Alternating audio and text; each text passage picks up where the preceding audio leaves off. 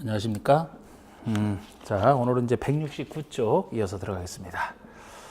다음은 169쪽에 25번 보시면 다음은 가로주택 정비사업에 대한 설명이다. 옳은 거. 가로주택 정비사업에 대한 문제가 되겠습니다. 가로주택 정비조합을 설립하기 위해서 조합 설립 추진회를 구성해야 된다. 가로주택 정비사업은 작은 것이라 추진회 구성을 안 하는 예죠. 그 다음에 가로주택 정비조합의 설립인가를 신청하기 위해서 토지동 소유자 4분의 3 이상 동의와 면적 2분의 2 이상의 동의를 받아야 된다. 자, 우리 동의요건은 가로주택 정비사업만큼은 5, 4, 3, 2. 4, 3, 2, 1보다 좀 더 센 5, 4, 3, 2. 우리 법에서는 10분의 8, 3분의 2로 표현하고 있는 거. 그 다음에 3번이 가로주택 정비사업으로 건설하는 건축물의 층수는 2종 일반 주거지역에서는 15층 이하에서 시도제로 정할 수 있다. 이게 맞는 겁니다. 과거의 가로주택 정비사업에서는 7층 이하로 이렇게 통제했던 적이 있었는데 업계 요구를 받아들여서 그거는 없애고 지금은 기타 지역에서의 그냥 그 층수 제한에 따른다 이렇게 얘기를 합니다. 그 지역에서 보통 건축 제한에 따르는데 단 2종 일반에서만 지금 지문처럼 15층 이하에서 시도조례로 정해서 이제 통제할 수 있는 규정만 여기서만 이렇게 마련해놨죠. 맞습니다. 4번의 조합원은 가로구역 내 토지 등 소유자로 한다. 자, 우리 토지 등 소유가 당연 조합원이 되는 게 아니고 재건축과 가로주택 정비사업은 토지 등 소유자 중에서도 동의한 자에 한한다. 그렇게 했었죠. 동의한 자에 한한다. 그 다음에 가로주택 정비조합은 동의를 하지 아니한 토지 등 소유자 건축물에 대해서 매도 청구를 할 수 없다, 할 수 있어야 됩니다. 동의한 사람만 조합원이 되기 때문에 동의를 하지 아니한 자의 물건 취득과 관련해서 매도 청구를 할 수 있어야 되는, 그래서 3번만 맞고요.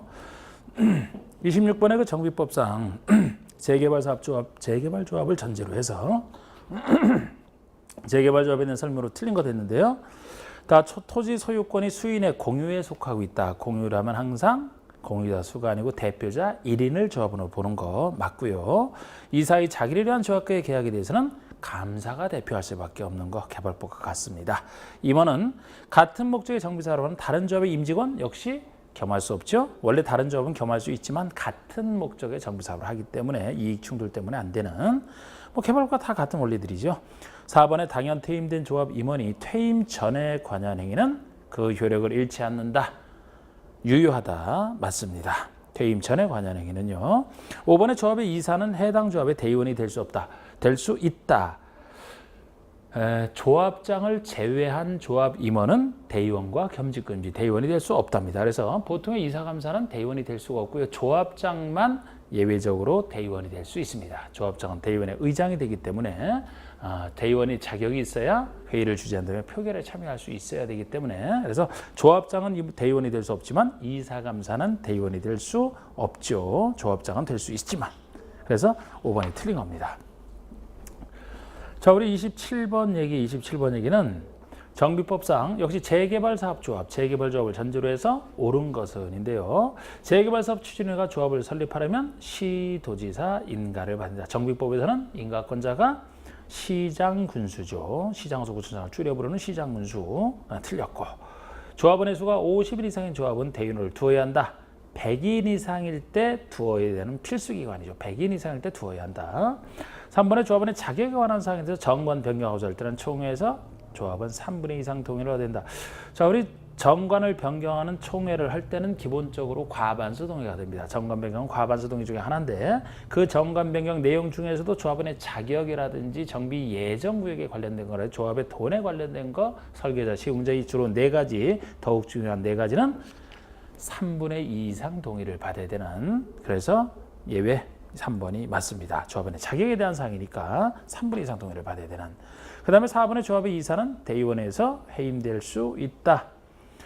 우리 이사감사 임원의 선임 해임, 대의원의 선임 해임까지도 정비법에서는 총회 정권사항에 들어갑니다. 그래서 대의원에서 해임할 수 없다 그래야 되고요. 조합의 이사는 대의원을 겸할 수 있다? 없다 그랬습니다. 아까 설명드린 대로. 자, 우리 28번 보시면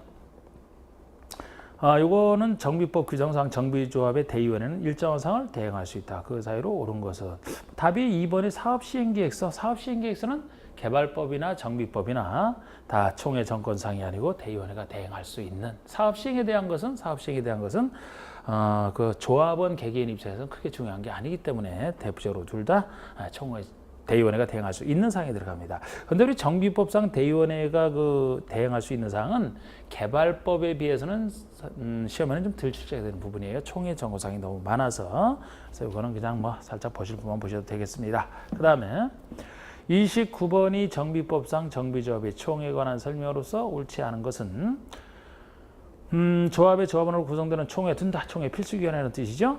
총회를 소집하는 자는 총회 개최 7일 전까지 회의 목적 등을 정하여 조합원에게 통지해야 된다. 7일 전까지 하는 거 뭐 이걸 바꿀 수는 없을 겁니다. 그죠? 이게 대단한 숫자는 아니니까. 총회에서 의결을 할 때는 조합원의 10% 이상이 직접 출석. 이게 직접 출석 정도수입니다. 그러니까 서면에 의한 출석 말고 대리인을 통한 출석 말고 개발법은 이런 얘기 없는데 우리 정비조합에서는 조합원이 직접 출석 정도수가 있는데 10% 이상입니다. 10% 이상. 다만 4번의 창립총회처럼 중요한 총회라든지 사업시행기획사 관리처분 이 두 계획까지 해서 이 세 가지를 수립 변경하는 총회할 때는 좀 더 많이 20% 이상이 직접 출석하는 예외 규정이죠. 원칙은 3번, 거기에다 예외 3가지 4번 정확합니다. 이게 직접 출석 정도수 얘기고요. 5번의 의결 방법은 정관으로 정함이 원칙, 정관으로 정함이 원칙이나 사업시행기획사 관리처분계획 수립 변경을 의결하는 총회의 경우는 조합은 과반수 출석 과반수 동의, 일반 동의가 아니고요. 조합은 과반수 동의를 받아야 됩니다. 일반 동의보다 센 과반수 동의가 바로 3가지예요. 아까 원칙적 정관 변경과 시행기획서 관리처분 요 3가지가 과반수 동의를 받아라. 제적 과반수 동의를 얘기하죠. 창립총회는 여기서 빠지는 게 창립총회는 이제 별도로 과반수 출석 과반수 찬성이라는 창립총회는 별도의 결의가 따로 있기 때문에 창립총회는 여기서 빠지고 정관 변경과 시행계획 관리처분계 이게 원칙적으로 과반수 동의가 되는 겁니다. 이때도 시행계획서 관리처분 내용 중에서도 그 사업비가 10% 이상 증액된다 그런 말이 들어가면 다시 3분의 2 이상 동의 예외가 적용이 되는 거 해설을 잘 해놨죠. 그 다음에 바로 30번도 그렇게 잘 나오는 건 아니고 이것도 이제 조금 어렵게 낼 때 내는 건데요. 정비법상 조합은 정관을 변경해서 조합은 과반수 동의를 얻어서 시장허수 인가를 받아야 된다. 정관 변경은 원칙적으로 과반수 동의를 얻어서 시장허수 인가를 받는 건데요. 그 내용으로 옳지 않은 거 정관 변경은 대부분 과반수입니다. 그런데 아까 제가 얘기했던 그 3분의 2 이상 동의받는 센 것이 좀 더 정관 변경 내용 중에서도 우리 해설에 있듯이 조합원의 어떤 자격 등에 대한 거 그 다음에 정비사업 예정구역을 바꾸는 거, 조합의 어떤 비용 등에 관련된 거, 그리고 시흥자, 설계자 크게 4가지 틀이라 여기서는 2번은 이제 조합의 비용 부담에 대한 거, 조합의 돈에 관련된 것이라 역시 3분의 2 이상 결의를 요한다는 점에서 답이 되는 겁니다. 그 다음에 31번의 조합에 관한 설명으로 옳은 거 뭐 작년 문제지만 전체 이거는 조금 이제 작년 문제 치고는 좀 어렵게 낸 것에 속하는데요. 사실 조합에서도 지금까지 많이 냈는데 일반적인 거 사실 맞춰주시면 되고 좀 어려운 것은 뭐 괜찮습니다. 그런데 여기서 한번 다뤄드리죠. 자, 옳은 거 찾는 건데요. 1번에 토지 등 소유자가 도시환경 정비 사업을 시행하고자 할 때는 토지 등 소유로 구성된 조합을 설립해야 된다. 자, 조합 설립 의무, 조합 설립 의무와 관련해서는 그러니까 토지 등 소유자가 사업 시행하고자 할 때 조합 설립해야 된다는 그 의무와 관련해서는 제일 잘 사는 도시환경 정비 사업에서만 능력이 있기 때문에 조합 설립 의무가 없는. 그래서 도시환경 정비 사업에서만 토지 등 소유자가 조합 설립 안 하고도 바로 시행자가 될 수 있는. 그래서 도시환경 정비 사업이기 때문에 조합 설립해야 된다. 이게 틀린 겁니다. 할 의무가 없다는 거죠. 그래서 이거는 뭐 쉽게 우리가 정답하는 걸 알 수가 있고요. 2번에 토지 등 소유자가 100명 이하인 조합에는 2명 이하의 이사를 준다. 사실 여기서 이사 수라든지 이런 거 몇몇 가지 좀 어려운 부분을 물었기 때문에 작년 문제가 좀 평상시에 안 묻던 걸 물어서 어렵다는 건데요. 우리 이사 수까지 이게 0에 나 있는데 어떻게 하겠습니까? 이사 임기는 뭐 3년 이하에서 정하는데 그거 법에 있어도 잘 다루지 않는 부분인데, 근데 우리가 해설에 있듯이 이사 수는 최소 3명 이상이에요. 3명 이상. 조합장은 한 사람이잖아요. 이사는 3명 이상입니다. 3명 이상인데 만약에 조합원 수가 100명 넘는다. 그러면은 5명이 최소수가 돼요. 100명을 넘을 때는. 그러니까 여기는 100명을 넘지 않으니까 3명 이상으로 둬야 됩니다. 3명 이상으로. 100명을 초과하면 5명 이상이 되고요. 뭐 감사에서는 물은 적 없지만 1명에서 3명 사이에서 이렇게 정하고 있죠. 이런 걸 물었다는 점에서. 그리고 3번에 재건축 사업의 추진의뢰가 주택단지가 아닌 지역에 포함된 정비구역에서 조합을 설립하고자 한다. 그럼 단지가 아닌 지역에는 토지 면적 4분의 3 이상 소유자 동의를 얻은 재건축 조합 만들 때 정비구역에서의 설립인가 동의 요건이죠. 그러면은 주택단지가 아닌 지역이죠. 주택단지가 아닌 지역이니까 그럼 4,3,3,2가 되는 거죠. 토지 소유자 4분의 3, 면적 3분의 2, 4,3,3,2가 되는 거. 자, 4번에 분양 신청을 하지 아니한 자에 대한 현금 청산 금액을 포함한 정비 사업비가 10% 이상 늘어날 때 조합은 3분의 2 이상 동의를 받아야 된다. 예를 들어 시행계획서 관리처분 내용 중에서 시행계획서 관리처분 계획을 의결하는 총회할 때는 과반수 동의를 하는데 그 내용 중에서도 사업비가 10% 이상 늘어나면 3분의 2 이상 동의가 되는 예외가 적용된다고 했는데요. 이것은 다른 건 맞았는데 분양 신청을 하지 아니한 자에 대한 현금 청산 금액을 포함한이 아니에요. 제외한 현금 청산 금액을 제외한 정비 사업비 가지고 따진다는 점에서 이것도 어렵게 낸 지문이죠. 그러니까 2번과 4번이 어렵게 낸 거예요. 보통은 그냥 정비사가 10% 이상 늘어나면 3분의 2 이상 동의를 받는 걸로도 맞거든요. 그 점이 좀 어렵고 5번의 대의원에는 임기 중 거리된 조합장을 보궐 선임할 수 없다. 이것도 까다롭게 된 거죠. 지금 이것은 원래 조합의 임원이나 대의원까지도 정비법에서는 선임하거나 해임할 때 다 총회 정권사항에 들어가기 때문에 대의원회가 대행할 수 없는 게 원칙입니다. 그런데 예를 들어 사고 등으로 이제 거리가 됐다라면은 그 거리된 자에 대한 보궐 선임은 보궐 선임에 불과하기 때문에 보통 대의원회가 대행할 수 있는 예외가 적용이 됩니다. 그러나 아무리 보궐 선임이라 하더라도 보통 이사감사나 대의원회가 아니고 조합장이라면은 조합장만큼은 대의원회가 보궐선임을 못합니다. 조합장만큼 그러니까 거리된 자에 대한 보궐선임이라 하더라도 조합장만큼은 언제나 총회에서만 한다 이렇게 보시면 돼요. 조합장이 아닌 자에 대한 보궐선임은 대의원회가 예의대로 가능한 경우는 조합장이기 때문에 안 되는 그렇게 보시면 됩니다. 그래서 조합장을 보궐선임할 수 없다니까 맞는 얘기입니다. 좀 어렵게 낸 거지만 이왕 나온 것이니까 이제 한번 이렇게 이것도 한번 봐주시고 32번이 정비법상 재건축 사업에 대한 설명으로 옳은 것을 했는데 재건축 사업에 있어서 토지 등 소유자는 정비구역에 소재한 토지 또는 건축물 소유자 또는 지상권자 재건축만 아니죠. 일정한 건축물 및 부속 토지까지 같이 가진 사람만 됩니다. 그래서 이것이 틀렸고요. 재건축 사업은 정비구역 안에서 시행되어야 하며 정비구역 아닌 구에서 시행될 수 없다. 재건축만 정비구역이 아닌 곳에서도 가능한 사업이 되겠습니다. 우리 아파트 연립을 20세대 이상 짓고자 할 때 말이죠. 그때는 정비구역 아닌 곳에서 가능하지 않습니까? 3번에 재건축 사업의 추진의뢰가 조합을 설립하고자 하는 때는 법령상 요구되는 토지소유자 동의를 얻어서 시장군수에게 신고하라. 시장군수의 신고가 아니고 시장군수에게 인가를 받는 시장군수 인가를 받고 이제 등기를 하는 거 아닙니까? 그 다음에 4번에 거출된 매매로 인하여 조합원의 권리가 이전되어 조합원을 신규 가입시키는 경우에는 조합원의 동의 없이 시장군수에게 신고하고 변경할 수 있는 경미한 사항이 들어갑니다. 보통 제가 그 정관 변경 내용 중에서도 조합원의 어떤 자격, 탈퇴, 교체 등에 대한 사항은 기본적으로 요거 이제 총회 정권사항에서 그 3분의 2 이상 동의를 받는 거 아니겠습니까? 3분의 2 이상 동의를 받고 조합원이 변경되기 때문에 시장으로서 이제 인가를 받아야 되는데 조합원이 그 신규 가입돼서 변경되는 것을 가벼운 변경이다 그러면 그 동의 필요 없고 3분의 2 이상 동의 필요 없고 시장으로서의 신고만으로 변경할 수 있는 경미한 변경이 있는데 이 부분이 수많은 경미한 것을 일일이 다 볼 수는 없어요. 그런데 이 부분이 제가 이제 개발법에서 환지할 때도 이런 느낌을 좀 잡아드렸었는데 경미한 변경이 들어갑니다. 그러니까 조합원은 남아있고자 하는 자 어떤 남아있고자 하는 자가 있는데 문제가 생겨서 그 사람을 교체하는 것은 함부로 해서는 안 되지만 이거는 건축물이 그 구역 안에 있는 건축물이 매매가 돼서 소유자가 바뀌어서 소유자가 조합원이 되지 않습니까? 그래서 조합원의 권리가 다른 소유자에게 이전되는 것은 자연스러운 교체로 보는 거예요.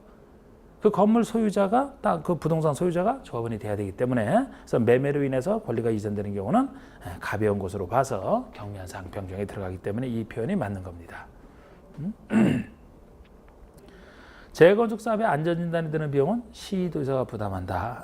재건축 안전진단이 드는 비용은 시장군수가 부담하는 게 원칙이고 요청의 경우는 요청한 자에게 부담하게 할 수 있을 뿐이죠. 시장군수가 부담하는 겁니다. 시도의사, 정비사업에서는 시도의사가 나오는 건 없죠. 작은 사업이라 시장군수입니다. 자, 이제 174쪽에서는 사업 시행계획과 이제 사업 시행 파트가 나옵니다. 자, 지금 하는 부분은 우리가 이제 정비사업 할 때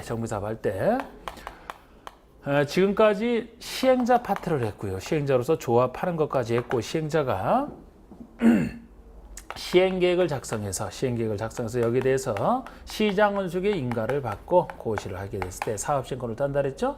사업시행권 딴 다음에는 분양에 관련된 사항을 당사자에게 통지하고 그 사실을 신문에 공고하는 분양 통지 및 공고가 나옵니다.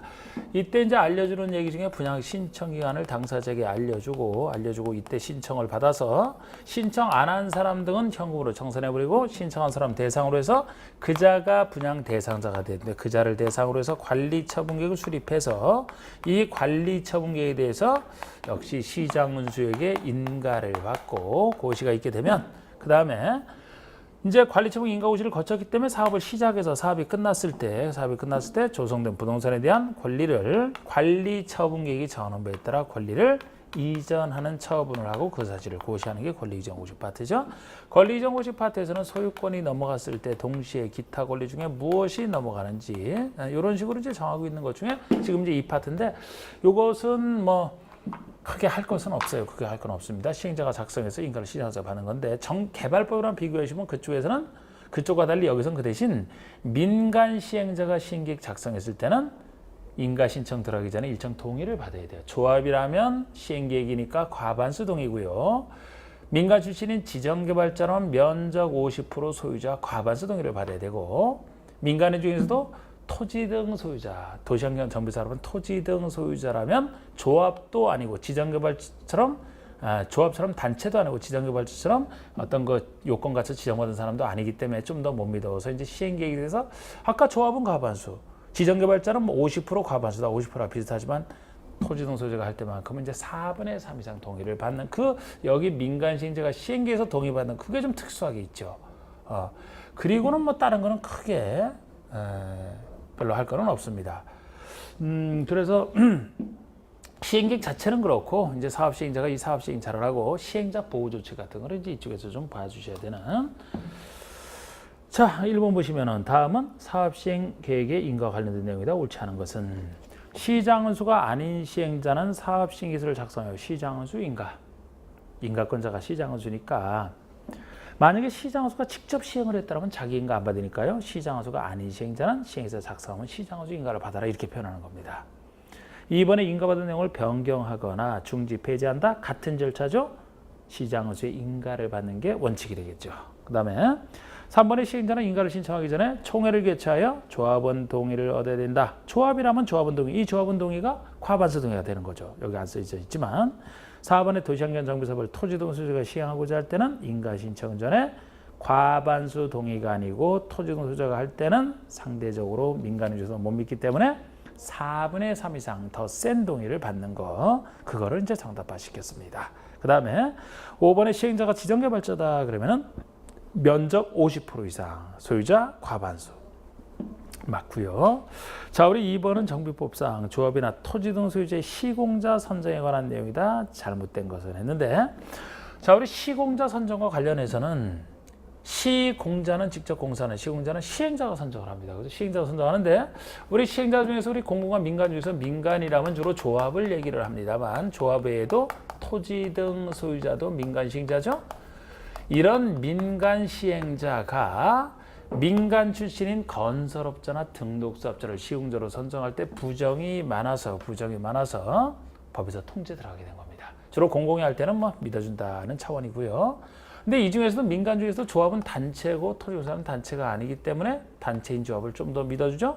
선정 시기와 방법 중에 하나를 통제하는데 먼저 선정 시기를 보시면은 조합이라면은 조합의 설립인가 받은 후에 선정하라. 이게 선정 시기가 되겠습니다. 그 얘기는 통지를 안 하겠다는 것이 나타나면서 우리 조합이 설립인가도 받기 전에 아예 조합에는 형체 자체가 없잖아요. 조합에는 말을 못하죠. 조합이 설립인가를 받고 나서 정확히는 등기를 해야 성립하지 않습니까? 근데 아직 성립이 제대로 안 돼 있어도 설립인가로 하든지 조합의 뼈대는 갖춰진 상태이기 때문에 이때 바로 선정하라는 얘기는 시기를 전혀 통지 안 하는 겁니다. 그 대신 시기에서는 토지 등 소유자를 통지한다 보시면 돼요. 더 못 믿기 때문에 우리 토지 등 소유자가 도시환경 정비 사업에서 시행자로 지정되자마자 선정하라는 게 아니고 여기서는 사업 시행 인가 후에 사업 시행 인가 후에 선정하라. 이 시기를 강력히 통지하는 겁니다.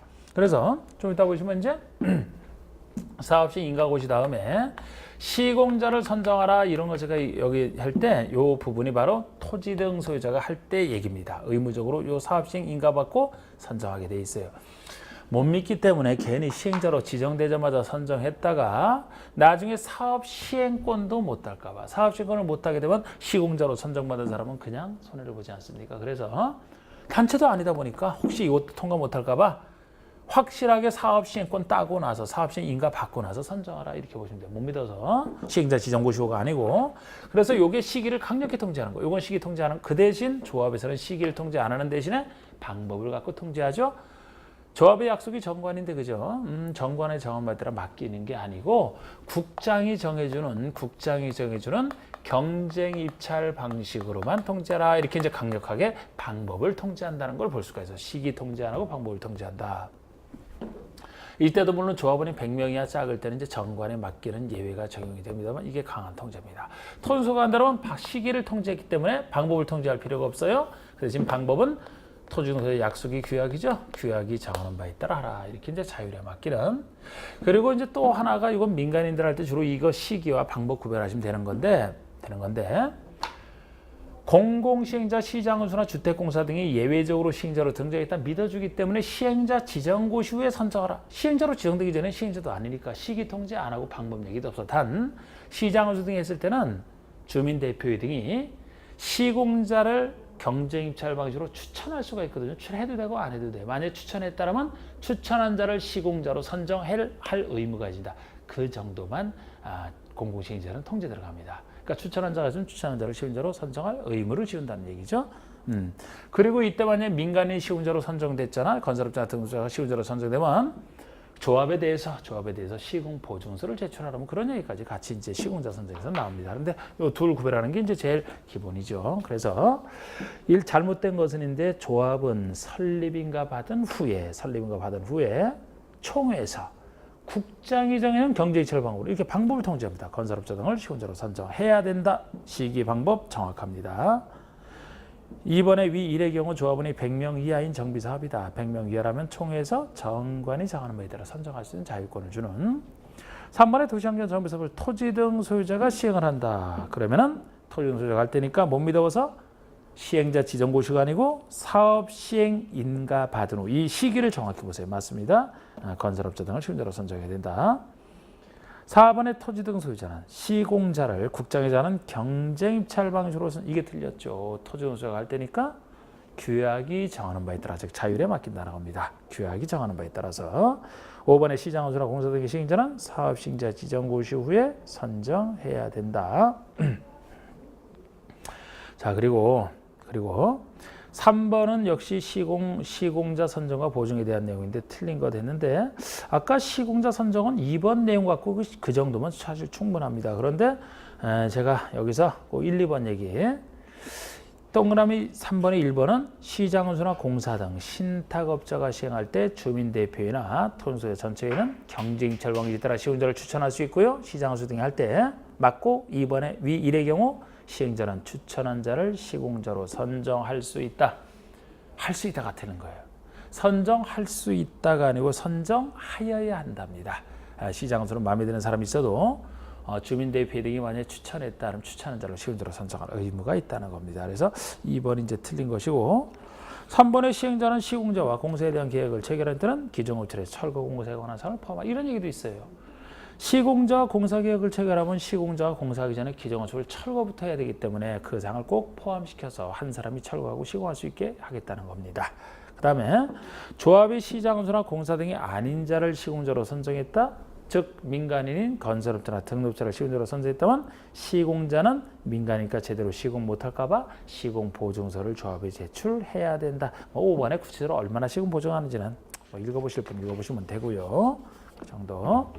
그 다음에 4번 문제 보시면 정비사업의 시행자는 일정한 경우에 철거민 등에 대해서 임시 수용소를 설치할 의무를 가진다. 이에 대한 설명으로서 옳지 않은 거. 이게 이제 시행자의 임시 수용소 등 설치 의무에 관련된 얘기인데 우리 정비사업을 할 때 사업하는 동안에 그곳에 있는 사람들은 이제 내보내야 되거든요. 내보내고 나서 공사를 시작해서 끝냅니다. 근데 그곳에 있는 사람들이 이제 나갈 때 스스로 살 곳을 공사하는 동안에 살 곳을 마련할 능력이 되면 좋은데 그렇지 않은 경우 있잖아. 그럼 그렇지 않은 경우에도 시행자가 그 사람들이 사업하는 동안에 살 수 있는 그런 시설을 갖춰주라는 얘기입니다. 이게 임시시설 설치 의무에 대한 얘기인데 6가지 정비사업 중에서 2사업만 해당이 돼요. 제일 힘들게 사는 게 주거환경 개선 사업. 그 다음에 힘들게 사는 게 주택 재개발. 이 2사업에서만.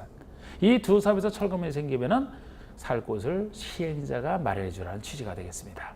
재건축 이상만 하더라도 시행자가 임시 수용소 설치에도 들어가서 살지도 않아요. 스스로 가서 좋은 곳 가서 살다가 나중에 공사 끝난 다음에 분양받고 들어가지. 그래서 이 2사업 시행으로 철거민 생겼을 때고 이때 그 대신 이 어려운 사람을 위해서 임시 수용소 설치해 주는 것만큼 법에서 밀어주기를 이러한 시행자는 국가나 지자체 이런 행정청 것뿐만 아니고 여기서 공공단체는 이제 행정청이 아닌 걸 얘기하죠. 공공단체나 개인의 시설 토지까지도 일시 사용할 수 있게 해놨어요. 그런데 이 둘에 대한 취급이 다릅니다. 행정청 것을 쓸 때는 이거 세금으로 어차피 운영되는 것이기 때문에 이자의 효과가 가지는 이 시설 등을 만약에 임시수용소를 이용한다면 그냥 무료로 대가 지불하지 않습니다. 무료로 쓰게 해놨어요. 무료로 쓰게 해놓다 보니까 혹시 국가자체가 시행자로부터 사용 신청을 받았을 때 거절할까 봐 거절 못한다 이런 얘기도 하고 있습니다. 거절은 못하는 게 원칙이지만 예외적으로 거절할 수 있는 경우가 있긴 있어요. 예를 들어 이미 사용 신청을 받기 전에 국가자체가 제3자와 매매 계약을 체결했다라든지 사용 신청 이전에 사용 계획이 이미 확정됐다 그럼 써야 되지 않습니까? 아니면 제3자에게 사용 허가를 내줬다.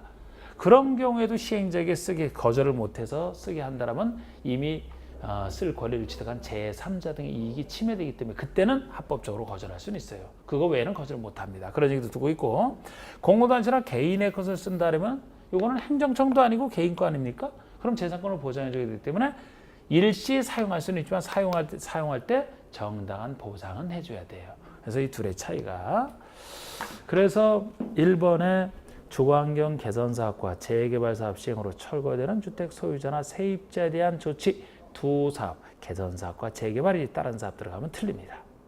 이번에 시행자는 임시수용소에서 필요한 때는 지자체나 그 밖에 공공단체나 개인의 시설 토지까지도 국가지자체 다 일시 사용할 수 있어요. 공사하는 동안 쓰면 되니까 일시 사용권이죠.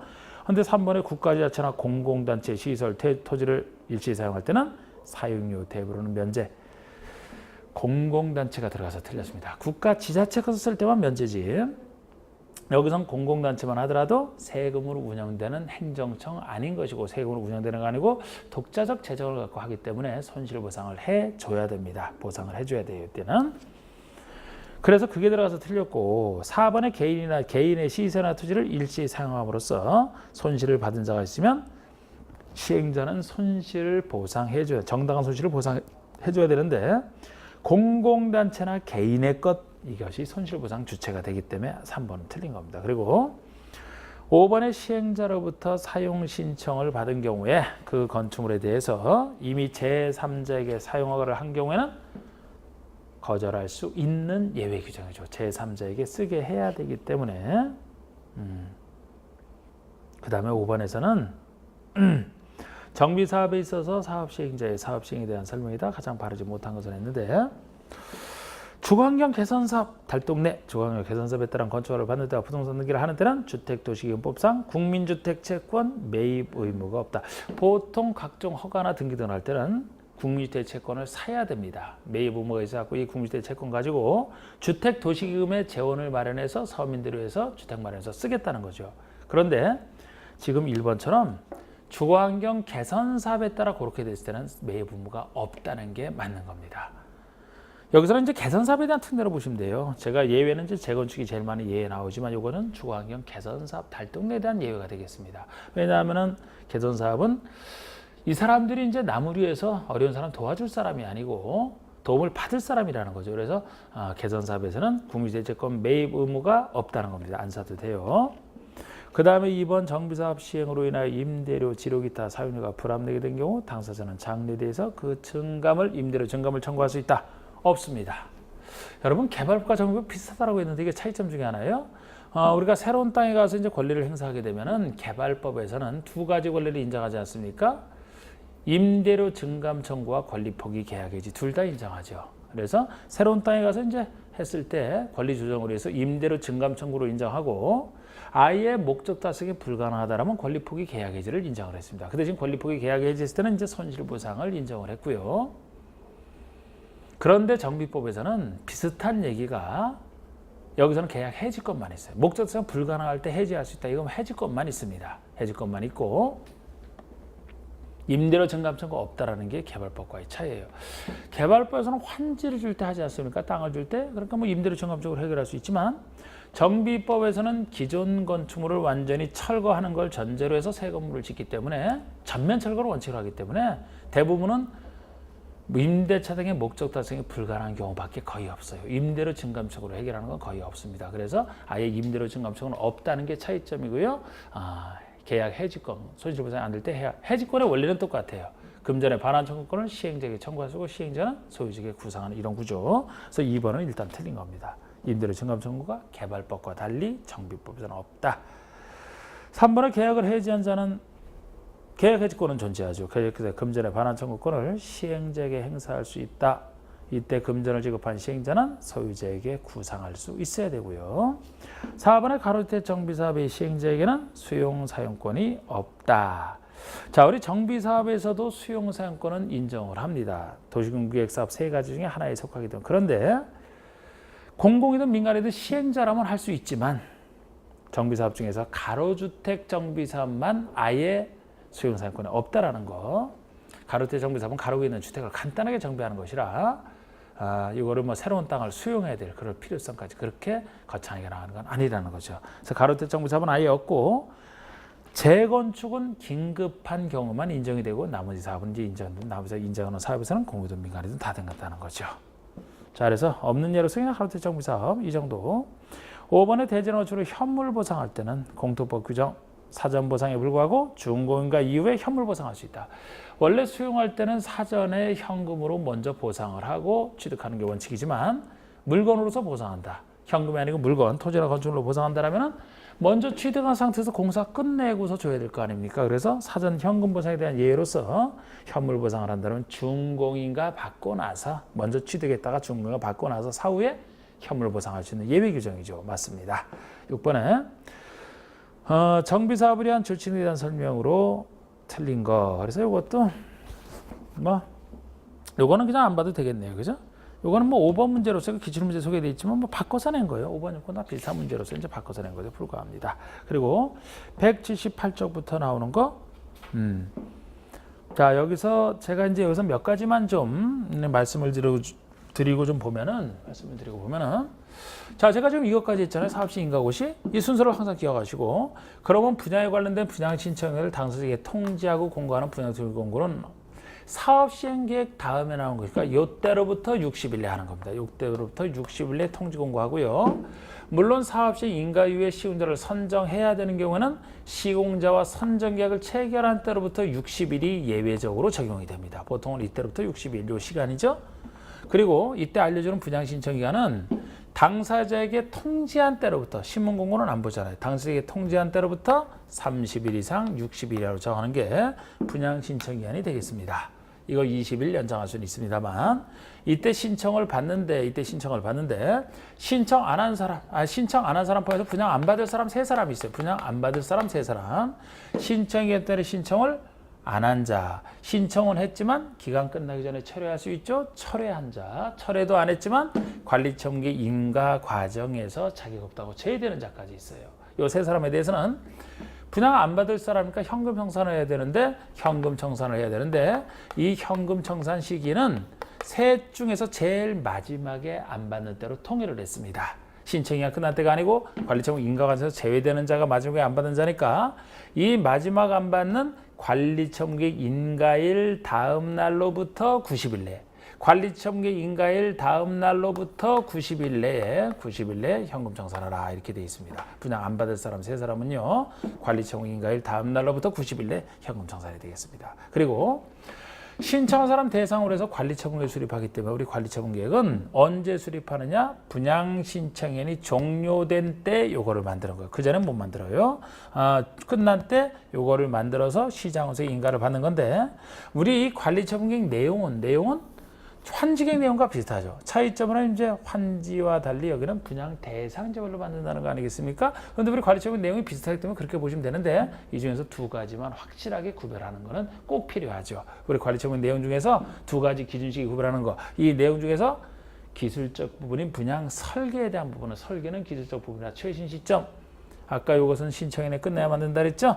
분양 신청일이 만료된 날을 기준으로 해서 분양 설계는 합니다만 이 내용 중에 종전의 토지나 건축물에 대한 가격 평가 시기는 돈이 왔다 갔다 하는 문제이기 때문에 신청기한이 끝난 때가 아니고 객관적인 때를 잡았어요. 사업 시행권을 따는 사업 시행 인가고시가 있을 때 이때 종전의 토지나 건축물에 대한 평가 기준 시기로 잡습니다. 사업시행 인가, 행정청이 시장호수가 인간해 주는 것은 당사자 이익과 관련 없잖아. 그죠? 하여튼 관리처분 내용 중에서 종전의 토지나 건축물에 대한 평가 시기는 사업시행 인가고시를 기준으로 한다는 겁니다. 이때 기준으로 하는데 이거 전에 혹시 건물이 철거됐다. 이거 전에 오다가 보통 건물 철거는 관리처분계 인가고시 효과로서 건물 철거 들어가거든요. 아니 건물을 관리청이 인가 다음에 공사를 시작한다 그랬어요. 공사를 시작한다는 것은 기존설 철거부터 시작을 해서 철거하고 나서 새 공사하는 거죠. 새 건물 짓는 거 아닙니까? 그래서 보통은 관리청계 인가고시 효과로서 기존설 철거를 이때부터 하는 거예요. 그런데 뭐 붕괴 우려가 있다. 폐공가 밀조로 우범지대가 그래서 미리 철거할 수 있는 경우가 있습니다. 미리 철거할 때는 소유자 동의와 시장으로서 허가까지 얻어야 되지만 요거 이후에 철거하니까 보통 이때는 남아있지만 이거 전에 철거된 것 중에 사업시 인가고시 전에 만약에 철거됐다 그러면은 이때 있어야 건물을 평가하죠. 사업시 인가고시를. 이거 전에 철거되면 철거하기 전에 평가를 해야 되기 때문에 미리 시장은수의 철거 허가를 받은 날이 기준시가 되겠죠.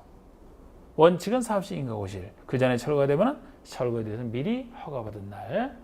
요 정확한 기준식이 둘을 여서 구별하는 게 필요하고 우리 관리처분계획 수립할 때 기준은 환지계 기준과 비슷한데 이제 차이점을 보시면 되잖아요. 예를 들어서 여기서 종전의 수용 평가할 때 면적, 이용사, 환경 세 가지만 고려하겠다라든지 그 정비구역 정화지, 가마지 이런 건 다 비슷해요. 비슷한 내용은.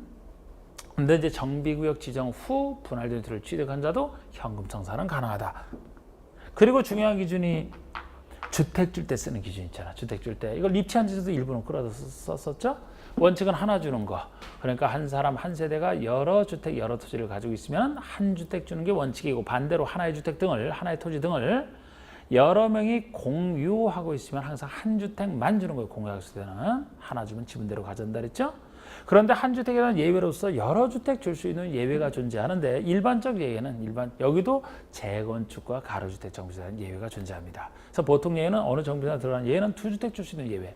능력되는 범위 내에서 종전의 재산 범위 또는 면적 범위 내에서 두 주택 줄 수 있다. 그러나 반드시 그 중에 한 주택은 60 이하 소형이어야 된다. 그리고 소형으로 받은 60 이하짜리는 요거는 3년간 전매 제한 걸리죠. 3년 동안 최소 임대용으로 써라. 뭐 그런 취지가 되겠습니다. 60이하짜리 하나만. 그리고 재건축에 대한 예의다 그러면은 재건축이 수도권의 과밀역적 원역 안에 있느냐 아니냐를 따져서 만약에 수도권의 과밀역적 원역이 아닌 곳 보통의 지방이면은 소유한 주택 수만큼 재건축해서 다 줄 수가 있죠. 근데 수도권의 과밀역적 원역에 존재하면서 투기과일지구가 아닌 곳이면 세 주택이 한도입니다. 그러면 과밀역적 원역이면서 투기과일지구인 곳이라면 원칙으로 돌아가서 이제 그게 한 주택이 되겠죠. 재건축과 관련해서는요. 그러면 소유한 주택 수만큼 줄 수 있다면 근로소득, 기숙사 용도, 공공이 시행자라면 이건 이제 입체한 자체도 했던 얘기고, 그리고 가로주택 정비사업은 규모 가격 상관없이 세 주택까지 가능하다는 점에서 그것도 가로주택 정비사업에 혜택이 되겠습니다. 그리고 그 다음에 공사를 시작해서 끝난다. 그럼 관리청은 인가를 받죠? 인가를 받기 때문에 효과로서 기존 건축 철거 아까 말씀드렸던 게 있고 또 하나는 공사랑 관련된 효과로 생각하시면 돼요. 사용수익이 금지되는 기간이 있거든요. 사용수익 금지. 사용 수익이 금지되는 기간. 사용 수익이 금지되는 기간. 아니 공사를 한다면 소유자가 자기 소유물에 대해서 사용 수익하게 하면 안 되죠. 금지시키고 내보내야 공사할 수 있으니까 언제부터 언제까지 금지가 되느냐? 그림상 이때로부터 이때까지. 관리청의 인가고시가 있으면 저절로 금지가 돼서 소유권 이전 고시가 있는 날까지예요. 소유권이 넘어서 동시에 넘어가니까 소유권 이전 고시 1까지입니다. 소유권 이전 고시 다음 날이 되면 소유권에 따라서 사용수익을 시작하기 때문에 그 직전까지 최대한 금지된다 보시면 돼요. 그리고 또 하나가 임대차 등의 여러 가지 계약 기간을 보장해주는 규정을 적용을 안 하는 시기가 관리청의 인가를 받았을 때예요. 관리청의 인가를 받게 되면은 그 기간 보장을 안 해줘야 그 사람들 당신 임대기간 끝났으니까 나가세요 하고 내보내고 사업을 할 수 있기 때문에 그 세 가지가 대표적인 관리청의 인가고시 효과가 되겠습니다. 그리고 공사에서 끝났다 그러면 이제 준공인가 공사 완료 고시를 거친 후에 관리 이전 고시를 하게 돼 있는데 관리 이전 고시 파트는 소유권 넘어갔을 때 동시에 기타 권리 무엇이 넘어가는지를 정하고 있는. 자, 우리 소유권이 넘어가는 시기는 시장운수익의 공사 완료 고시가 있다. 공사 완료 고시를 받았다. 다 끝났죠? 그럼 지체 없이 대지 확정 측량을 하고 측량된 결과에 따라 토지를 분할하고 분할했으면 관리청에서 정한 사항을 소유자에게 통지하고 소유권을 이전합니다. 이전했을 때 그 사실을 고시하면 이전 고시가 되고 소유권 이전 고시 다음 날. 그래서 이 관리처분계획상 종전의 토지나 건축물에 대해서 이 땅을 새로운 토지나 건축물을 주기로 했다. 그러면은 먼저 우리 정비법에서는 소유권이 넘어가는 거 아까 시기했죠? 절차를 순서대로 왔는데 정확하게는 소유권 이전 고시 다음 날 넘어간다. 개발법과 원리는 똑같은 거예요. 용어가 다를 뿐이지. 개발법에서는 환지 처분 공고 다음 날. 여기서는 소유권 이전 고시 다음 날 같은 얘기 아닙니까? 소유권이 넘어갔을 때 그 대신 개발정비법에서는 기타 권리가 무엇이 동시에 넘어가는지를 이걸 아주 정확하게 따로 규정을 해놨습니다. 우리 개발법에서는 넘어가지 않는 거, 존속하는 거, 소멸하는 거 두 가지 빼고 나머지 넘어간다 주의했는데 여기서는 넘어가는 걸 적극적으로 정해놔서 여기 종전의 토지에 존재하는 권리 중에서 여러 가지 등기된 권리가 넘어간다. 동시에. 그리고 등기 안 된 것처럼 주택임대차 보호법상, 주임법상 대항력을 갖춘 임차권, 요거까지만 넘어갑니다. 나머지는 다 안 넘어가요. 그래서 안 넘어가는 예로서 보통의 임차권, 그냥 채권자로 제가 표시해놨지만 그냥 보통의 임차권을 얘기해요. 우리 임차권이라면 등기되면 등기되는 권리로서 아니면 등기 안 돼도 대항력을 갖춰야 넘어간다 그랬죠. 그도 저도 하는 임차권 안 넘어갑니다. 그 다음에 지역권은 등기되는 권리지만 성질상 안 넘어가죠. 요역지만으로 해서 존재하기 때문에 유치권, 질권은 물권이지만 안 넘어갑니다.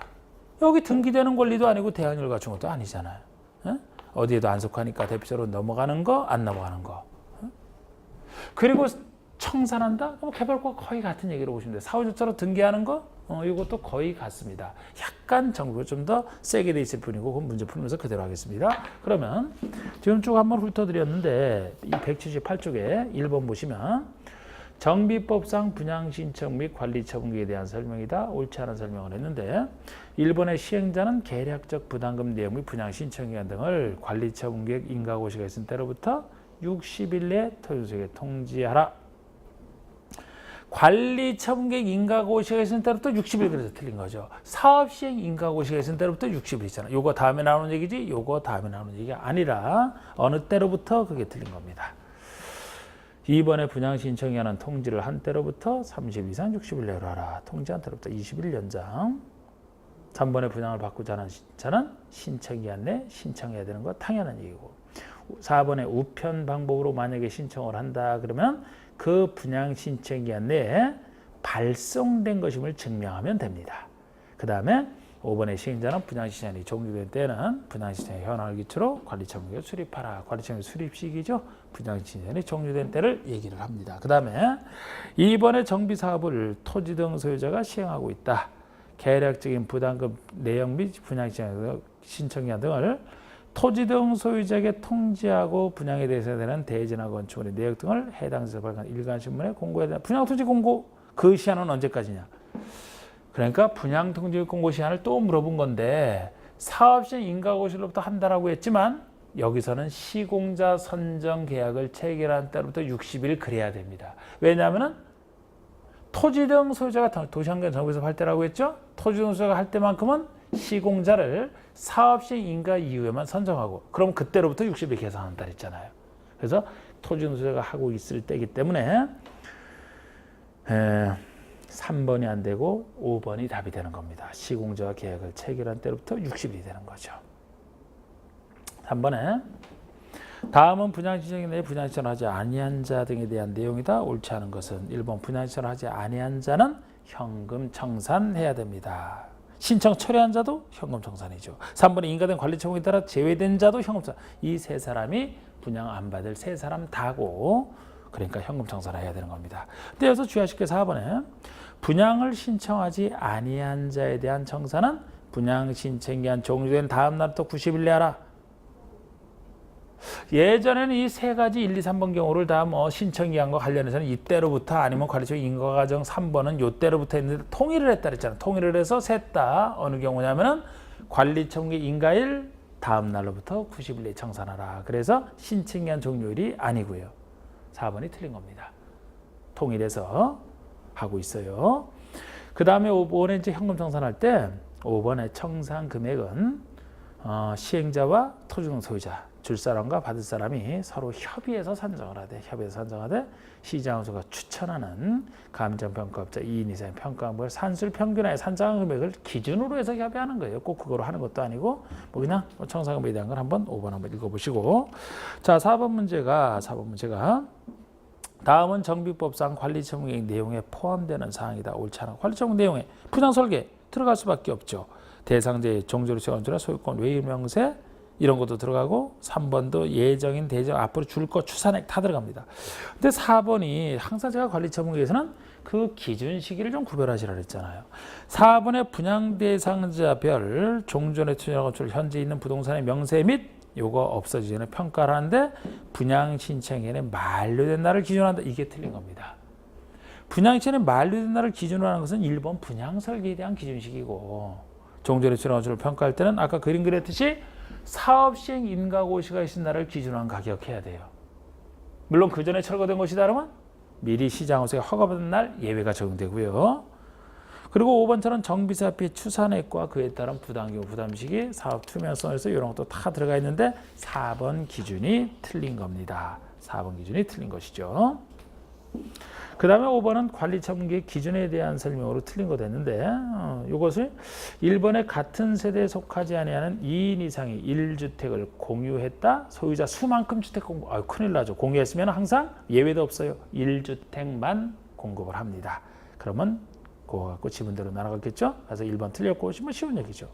2번에 지나치게 넓은 토지나 건축물은 필요한 경우는 감소시켜 적정규모가 되도록 마치 감안지처럼 반대로 지나치게 좁은 토지면 증가시킬 수 있죠. 3번의 분양 설계에 대한 계획은 분양 신청일이 만료되는 날 기술적인 부분이나 최신 시점 이때를 기준으로 한다. 정확하고요. 근로자 수나 기숙사 용도로 주택을 소유하고 있는 토지 소유자에게는 소유한 주택 수만큼 줄 수 있는 것 중에 하나.